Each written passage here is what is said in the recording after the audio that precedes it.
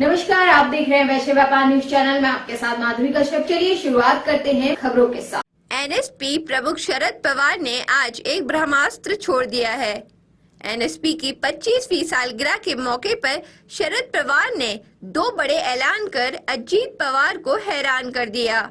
शरद पवार ने अपनी सांसद बेटी सुप्रिया सूले और प्रफुल्ल पटेल को एनएसपी का वर्किंग प्रेसिडेंट बनाने का ऐलान कर दिया।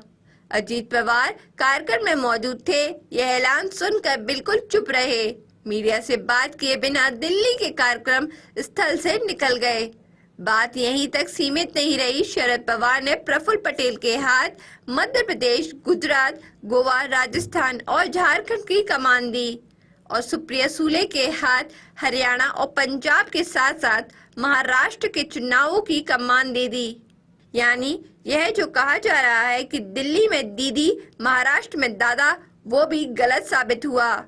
शरद पवार के ऐलान से साफ हो गया है कि राज्य की कमान भी धीरे धीरे पूरी तरह से सुप्रिया सूले को देने का उनका प्लान है। सुप्रिया सूले और प्रफुल्ल पटेल को कार्यकारी अध्यक्ष बनाए जाने के साथ साथ शरद पवार ने सुनील तटकरे को राष्ट्रीय सचिव बनाया और उन्हें ओडिशा, वेस्ट बंगाल और किसानों के मुद्दों की जिम्मेदारी दी। डॉक्टर योगानंद शास्त्री को दिल्ली की कमान दी।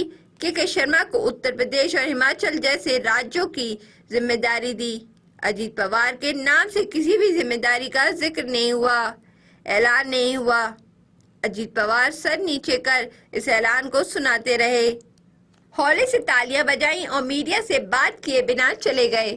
कुछ समय पहले शरद पवार ने मुंबई की एक सभा में कहा था, रोल्ड पैच, रोटी पलटने का समय आ गया है। इसके बाद उन्होंने अजीत पवार और बीजेपी के बीच बढ़ते संपर्कों के खबर के दरमियान एनसीपी प्रमुख पद से इस्तीफा देकर सबको चौंका दिया था। इसके बाद इस्तीफा वापस लेकर और ज्यादा चौंका दिया। इसके बाद उन्होंने अपने कार्यकर्ताओं और नेताओं से बात कर इस बात के लिए माफी भी मांगी कि उन्होंने अपने इस्तीफे का ऐलान करने से पहले उनसे चर्चा नहीं की। उन्होंने यह भी बताया कि उनकी इस्तीफे की योजना का पता सिर्फ अजीत पवार को था।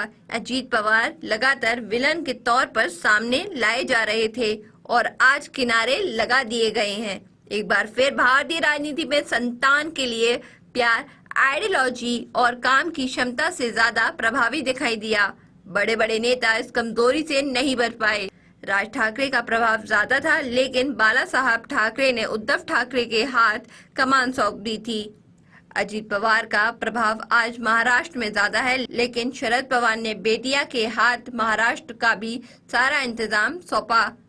अजीत पवार अब क्या करेंगे? अजीत पवार खुशी खुशी सुप्रिया सूले को वर्किंग प्रेसिडेंट बनाए जाने के ऐलान को स्वीकार कर लेते अगर शरद पवार ने महाराष्ट्र की जिम्मेदारी भी सुप्रिया सूले को नहीं दी होती, लेकिन ऐसा नहीं हुआ। दिल्ली की तरफ तो उन्होंने कभी नहीं देखा था, अब महाराष्ट्र भी गया।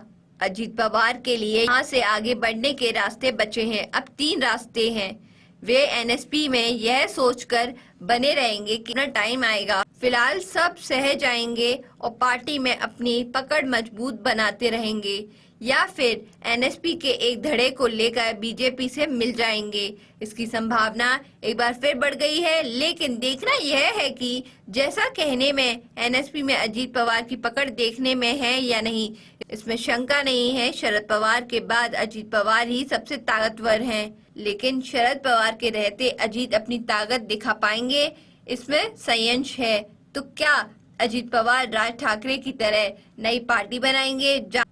जानकारों की माने तो अजीत पवार ये गलती नहीं करेंगे। राज ठाकरे की मिसाल उनके सामने है। एकनाथ शिंदे पर लटकी हुई तलवार वाला हाल भी सामने है। अजीत पवार क्या करेंगे, इस पर सबकी नजरें बनी रहेंगी। सभी खबरें देखने के लिए बने रहिए वैश्य व्यापार न्यूज चैनल के साथ। नमस्कार।